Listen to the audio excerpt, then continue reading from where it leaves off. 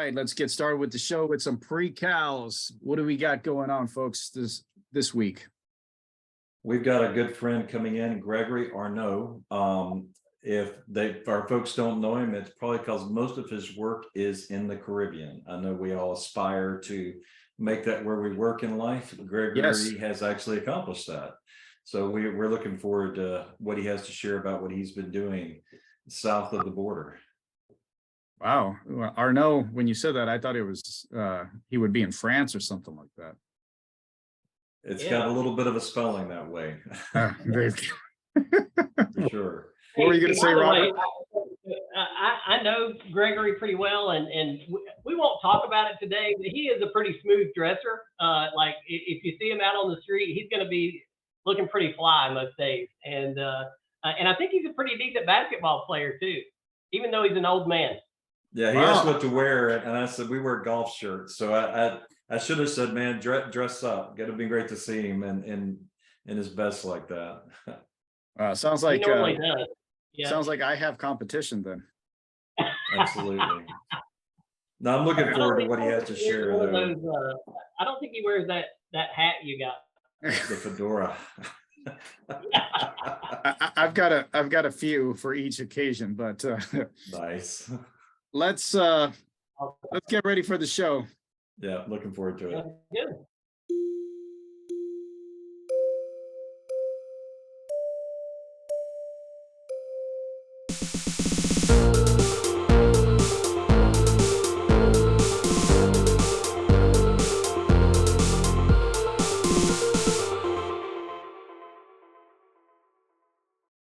Like that.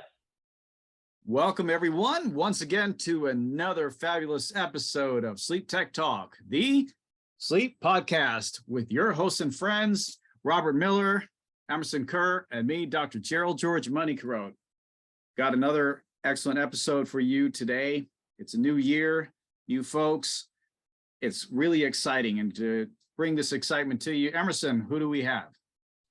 Well, we are really lucky today. We've got our good friend, Gregory Arneaud. A little bit about our good friend that's with us today. Got quite a resume. I'm going to try to tear through this thing the best I can, but he is a certified respiratory therapist, founder and CEO of ISD Health Solutions. He's a clinical educator, keynote speaker, and facilitator, also a U.S. Air Force veteran. Thank you for your service. Mr. Arneaud has 15 years of experience in medical device sales in North America, working with companies such as Itamar and Watermark, who pioneered bringing home sleep testing to the market. Absolutely true there. His experience includes managing DME companies like Lincare, Walgreens, Home Health Services, where he gained years of knowledge to treating patients with COPD and sleep apnea. He's the founder and clinical director of ISD Health Solutions, formerly known as Island Sleep Diagnostics, which began in 2011 to where we are now. He's been instrumental in developing PSG sleep centers and home sleep testing options throughout the Caribbean, to include Trinidad and Tobago, Barbados, Guyana, Jamaica, St. Lucia's, Cayman Islands, and the Bahamas. That sounds like a song.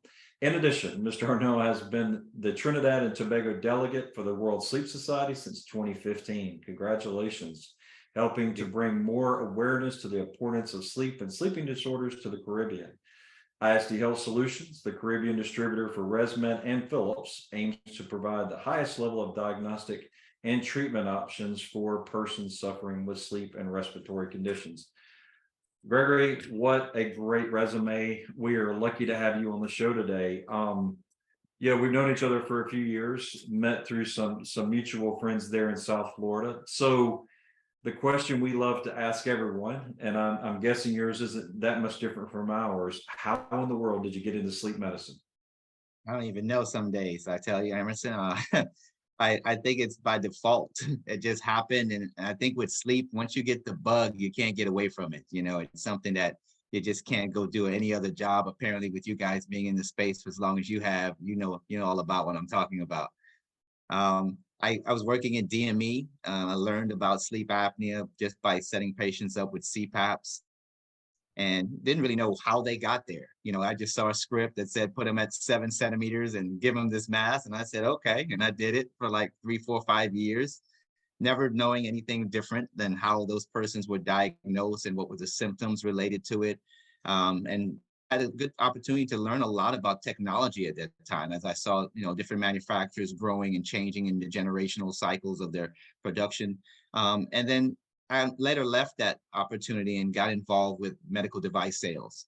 I met a gentleman by the name of Casey Stevenson, who gave me my opportunity to start with, I think the company was called Evo at that time. They were partnering with Itamar to try to help DME companies bring sleep testing to the market, because apparently sleep techs and sleep doctors had no idea they wanted to deal with that at that time, because they felt that was a direct threat to the industry, So it was pretty difficult in the initial stages, and then eventually kind of merged into learning so much about diagnostic testing at home, and then the treatment option already being something that I did for so many years.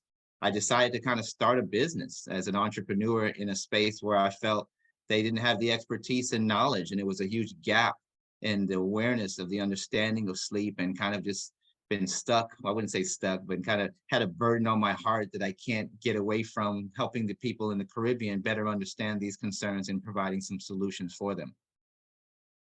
That's the short version. It's the weather. It's the weather. And the weather, yes. Yeah. Well, my parents are from Trinidad and Tobago, so I had to start there.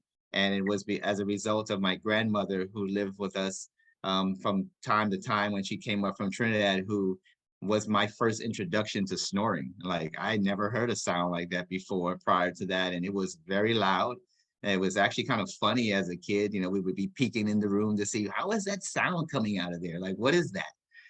Later on, as I learned as a respiratory therapist about sleep disorder breathing and some of the symptoms related to this, I realized my grandmother suffered for this for so many years, having been in the medical system down in Trinidad and the Caribbean a whole life, doing medical annual examinations, as they have to do that for work. No one ever uncovered that what was happening to her in her sleep had a lot to do with what was dealing with in her health.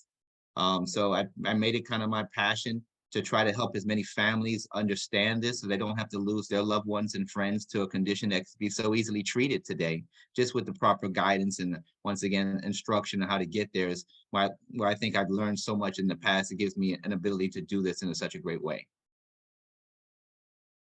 So it's interesting you bring that up, Gregory, because when I used to work in one of the med schools here in Houston, Texas, we actually had a gentleman, an ENT surgeon, that came in and did a short stint with us to learn more about it. And he was from the Caribbean, and he went on and on about how challenging it was, because that sort of sleep medicine basically was so tiny, so unheard of almost, over there. And to get people to go and get other physicians on board was a Herculean process. And I had a Herculean effort.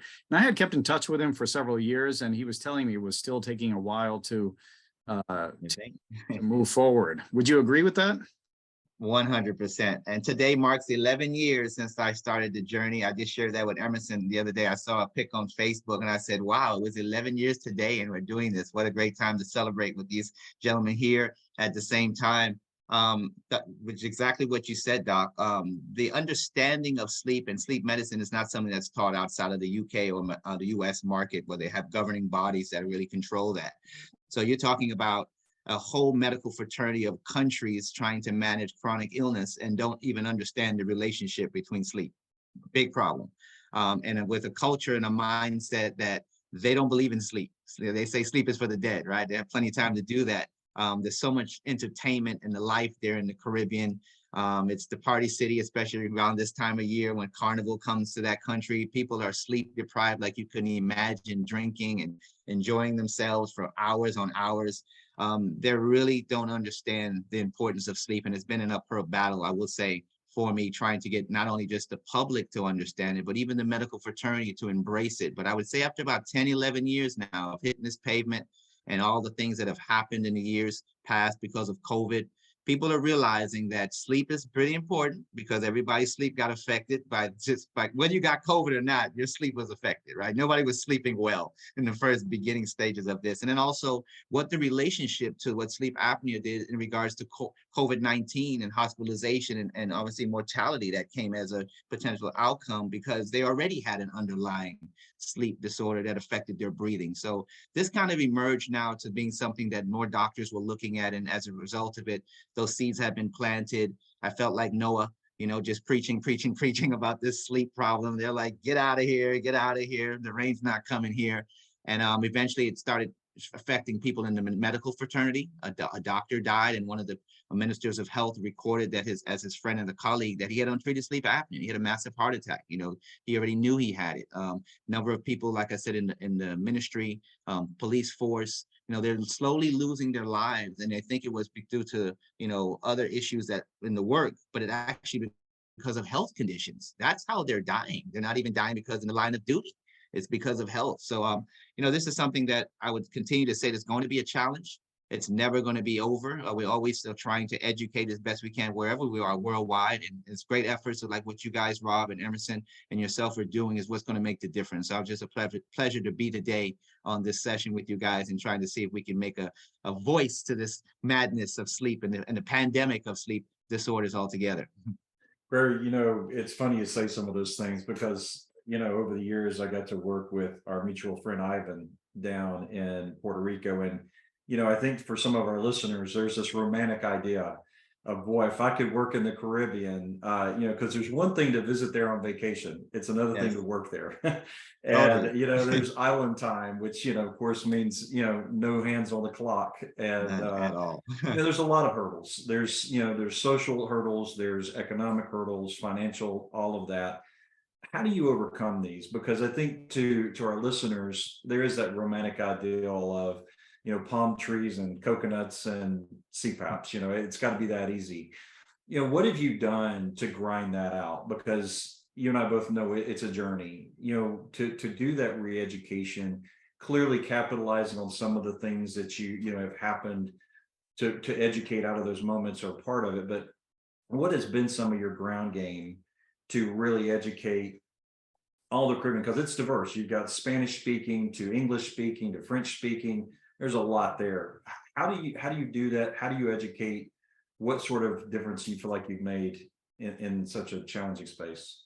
I've got to be honest with you. I didn't know what I was doing 11 years ago today. I was peddling CPAPs. I was trying to see how I can, make a buck, so to say, at the same time, save some lives. We've all been there. But then as I kind of learned over the time that I was only one voice and I couldn't magnify my voice because I wasn't a doctor. I wasn't some renowned knowledge, someone that knew me as a keynote speaker or some key opinion leader that I could emerge that market and make a shift. So I used the internet.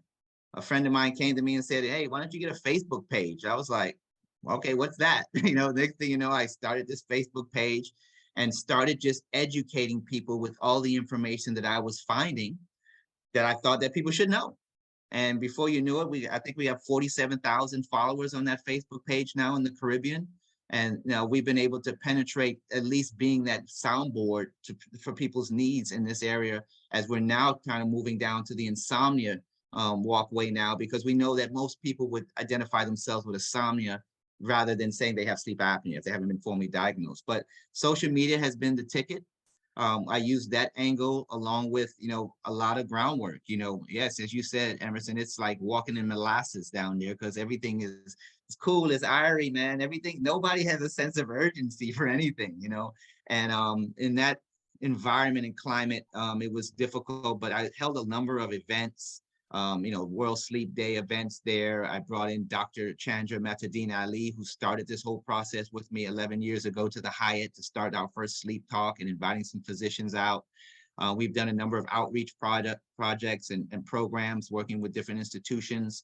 I've written articles, I've done radio shows, I've been on the television there. So I kind of did a little bit of everything and kind of, felt as if, I hope that this is resonating at some point. I hated to feel like I was just spinning like a top in mud and not really making a difference. But I could say since COVID, I've seen the turn. I'm finally seeing that people are looking to the internet. And who would have thought 11 years ago that a virtual sleep care program is the way to go? That I didn't know any way else to do it, but that way. Hey, Gregory, by the way, I know your title says clinical director, but you are you need to change it. It needs to be marketing machine. Because you absolutely are a marketing machine. You do a fantastic. I mean, you're an army of one, I think, in a lot of the things that you do for marketing your program, and you've even got some really non-traditional pathways to be able to get to patients. I know you've done some things even with mattress companies. Yeah. Tell us a little bit about that.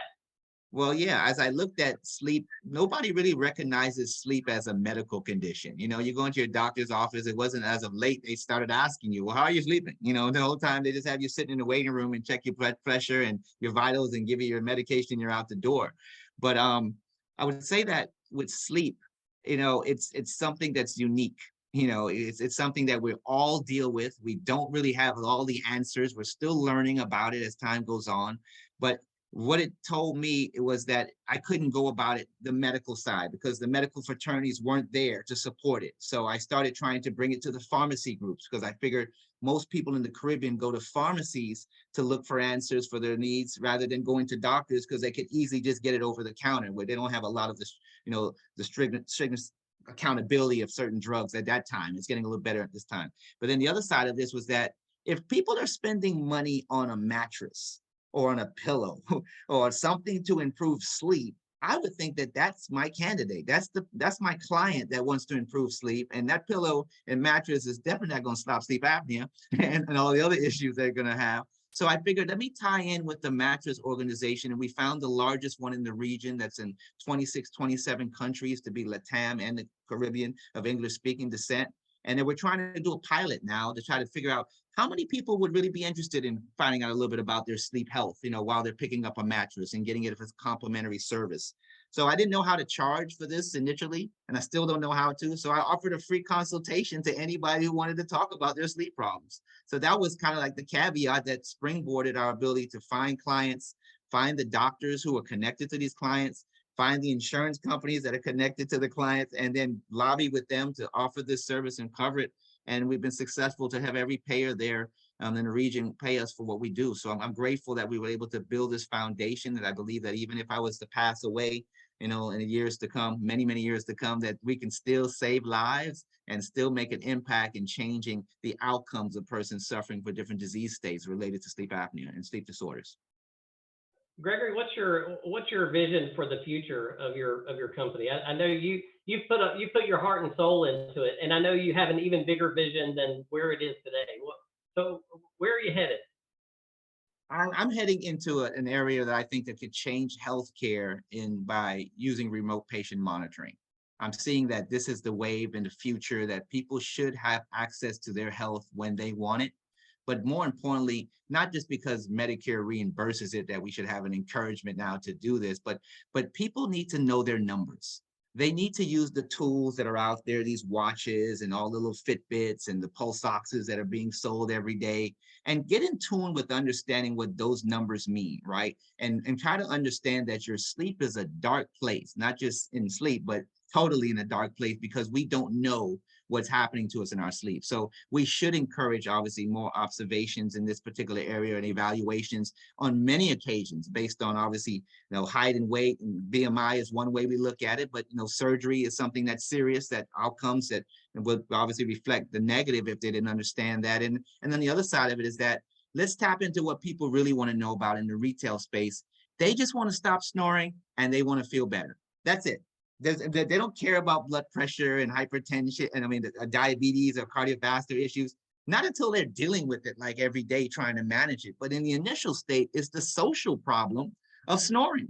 And then the aggravating feeling of waking up, not feeling rested. Those two together is a perfect combination to try to see if we can just address that first and then obviously deal with the clinical side of it when it gets obviously a little worse along the disease state.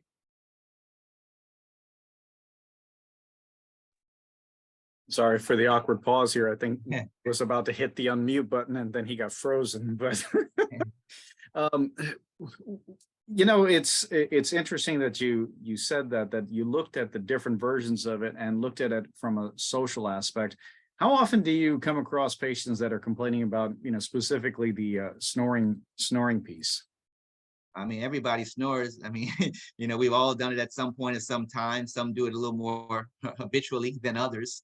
But at the same time, you know, we got to really hone in on the bedside partner. This is not really about the snorer. It's about the partner that's aware of the snoring, that person needs to take responsibility, and letting that person know more so than saying, hey, you're keeping me up all night. Stop it, roll over, go in the next room, but say, you need to check yourself. Like, I've heard about this problem. This actually is taking a lot of people's lives every day, motor vehicle accidents, heart attacks, strokes, and diabetes that's connected to it, and ending relationships, because most people are not even sleeping in the same bedroom anymore with their spouse, and that's the sad thing when you think about it. But it's not just because of, they don't like each other, but they just can't sleep together. They can't feel better the next day. So this sense of sleep divorce is becoming very common, but it's a bedtime secret, right? It's in the bedroom. Nobody really tells everybody they're not sleeping with their partner. But overall, I think if we approach this from different aspects, we're going to make a better outcome in getting people to the information. We can't use the traditional methods of what we thought in the past, that you get a sleep center, you get a doctor, you get doctors referring to the sleep center. Well, I didn't have that. So 11 years ago, I figured I had to go find the patient. And the only way I was going to find the patient was going to the app, the airways, putting it in a newspaper, putting it on social media, let someone read something that might resonate with the symptoms they're dealing with, and at least try to make the effort to find out more. And from that point, we can move into the next step, because unfortunately, guys, sleep doesn't hurt like a toothache. No one's rushing to deal with their sleep problems. You get a toothache, you're going to change up, obviously, the urgency. So it takes a long time before someone actually gets to the point. And sometimes it takes the nudge, more than the nudge at night to stop snoring, but the nudge of their partner to get them to say, hey, let's do this, and do it together. So when we do our consultations, what I found to be more valuable than anything is having both sides of the bed on our call. If I'm talking to you, Emerson, and I don't have your bedside partner, what good is it? Because your bedside partner is going to be the one that's going to tell you, hey, remember, you got to start using your therapy, and at the same time, right. I want you to be around. But if they don't want you to be around, they won't say anything because they're looking for the life insurance policy. That's right. That's She's got another a good story. one too. She's got a good one. Well, man, I love the quote behind you, how you sleep is how you live. But I know we're getting to the end of our time. You've got a little special project coming up, and if you can share it with us, because I think it's something pretty special. Thank you. Well, I'm working on a book. I'm going to be an author. I can't believe it. I couldn't even believe I was going to be an entrepreneur, but here we are 11 years later. But at the same time, I felt I had a story that I had to tell. And this was something more than just bringing light to me as a person and what my journey has been in the sleep era, or this industry, so to say. But just how it impacted my family, but more importantly, what most of the world doesn't know about sleep, like how it affects the way you look. It doesn't affect the way you live, but it affects the way you look, how you feel, how, if you're able to have a good sex life, how you love, all of these things are affected by sleep. And then more importantly, how we keep functioning as organizations and businesses, because if our employees are not getting rest, we're doomed.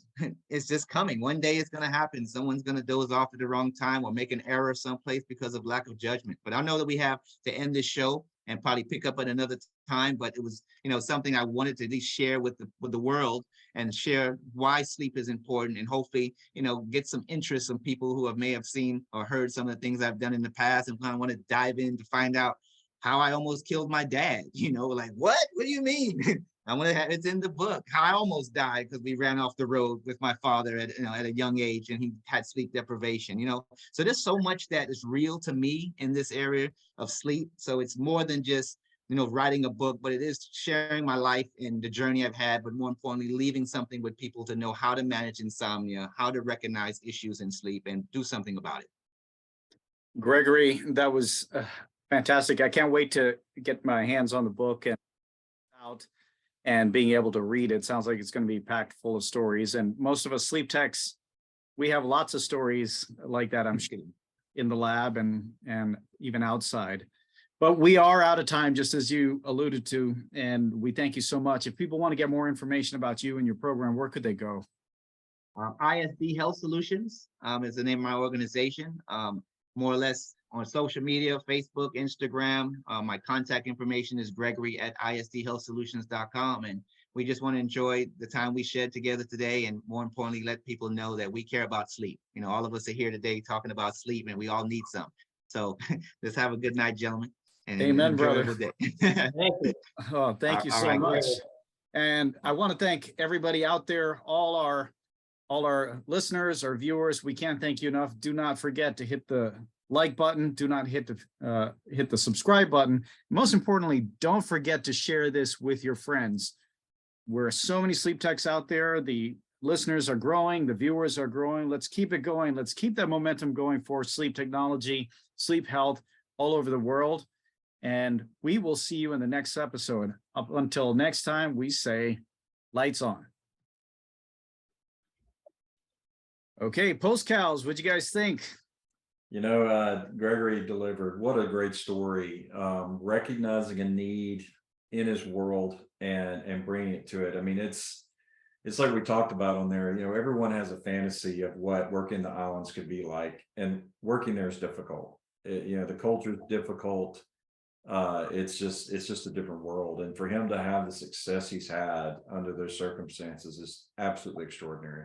You alluded to island time, and the clocks have no hands on them. Yep. And when he said, 10, 11 years to get to, I was like, whoa, that's some island time right there, man. Woo! Oh, yeah. I had a meeting once down there, and everyone showed up 2 hours later for lunch.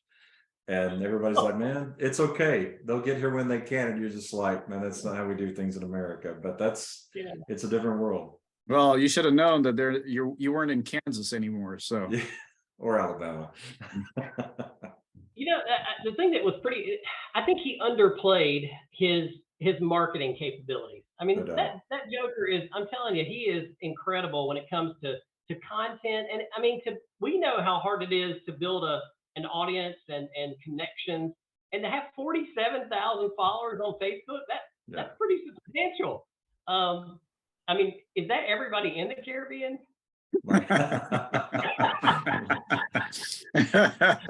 Probably everybody in Trinidad and Tobago, for sure. Yeah. Oh, that is amazing. Yeah, he's a machine.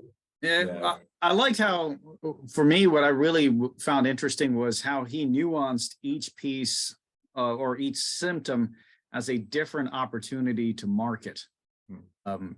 Snoring, one.